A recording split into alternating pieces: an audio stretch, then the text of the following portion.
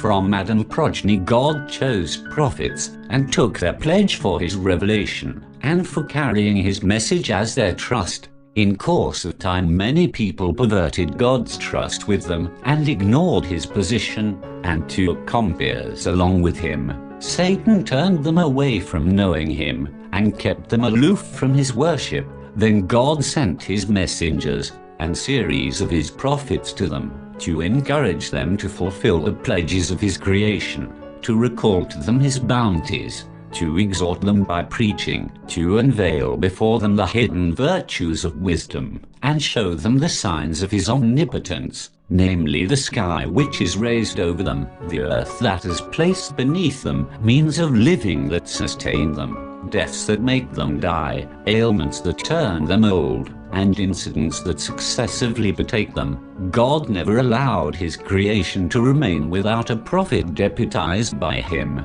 or a book sent down from him, or a binding argument, or a standing plea. The messengers were such that they did not feel little because of smallness of their number, or of largeness of the number of their falsifiers. Among them was either a predecessor, who would name the one to follow, or the follower who had been introduced by the predecessor.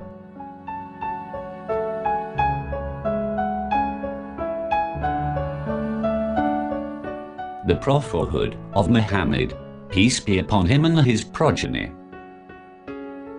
In this way ages passed by, and times rolled on. Fathers passed away, while sons took their places, till God deputized Muhammad, peace be upon him and his progeny, as his prophet, in fulfillment of his promise, and in completion of his prophethood. His pledge had been taken from the prophets, his traits of character were well reputed, and his birth was honorable. The people of the earth at this time were divided in different parties. Their aims were separate, and ways were diverse. They either likened God with his creation, or twisted his names, or turned to else than him, through Muhammad, peace be upon him and his progeny.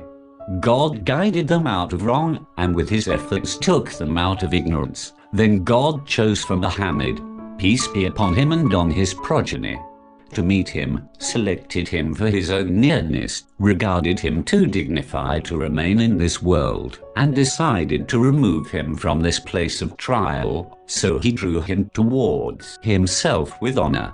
God may shower his blessing on him, and his progeny.